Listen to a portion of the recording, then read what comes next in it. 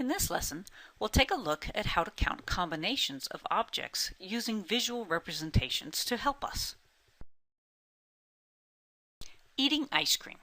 The local ice cream parlor has a special offer where you can order one of 3 types of ice cream: strawberry, chocolate, and vanilla, along with one of 2 toppings, chocolate syrup or a cherry on top. And then the ice cream is served in either a bowl or a cone. Henry asked his dad if he could try a new combination of the special offer every day until he has tried them all. How many days will it take Henry to try every possible combination of the ice cream special? Let's take a closer look at Henry's choices. There were 2 containers, 3 flavors, and 2 toppings. More specifically, we had a bowl or a cone. The 3 flavors were vanilla, chocolate, and strawberry, and the 2 toppings were chocolate syrup or a cherry on top. Remember that the special offer requires that Henry chooses only one type of container for his ice cream.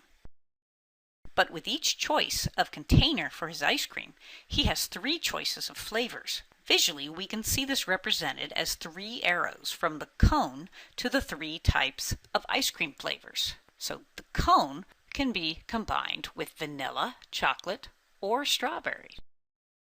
There will also be 3 choices of ice cream flavors for the bowl as well, as shown in the figure of the bowl with the 3 arrows to the 3 flavors of ice cream.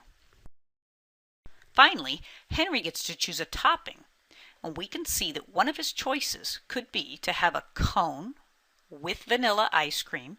Then he still has 2 choices of toppings. He can go with chocolate or he can have a cherry on top. Now, this is true for all the combinations of a container paired with a flavor of ice cream. So Henry would still get to choose a topping for each of those as well. So taking a closer look at just the choices Henry has for ice cream and a topping, if he chooses to put his ice cream in a cone, we can see that this gives us 6 possible choices for ice cream Henry can have. So Henry has 6 choices so far if he chooses the cone. We need to remember that Henry could also choose to have a bowl instead of a cone, and that gives Henry 6 more choices for the ice cream special. This gives Henry a total of 12 choices for combinations for the ice cream special. Therefore, it would take Henry 12 days to try every combination. Looking back at the visual tree diagram for Henry's choices, we can see that Henry has 12 different possible combinations for ordering the ice cream special by looking at the last column and counting the number of elements in that column. Once again, notice we have 2 containers, we have 3 flavors, and we have 2 toppings. So let's take a closer look at how we might be able to count it without having the visual objects. Once again, we have our 2 containers, our 3 flavors, and our 2 toppings. So if we multiply those together, we get 12 for each of the 12 combinations.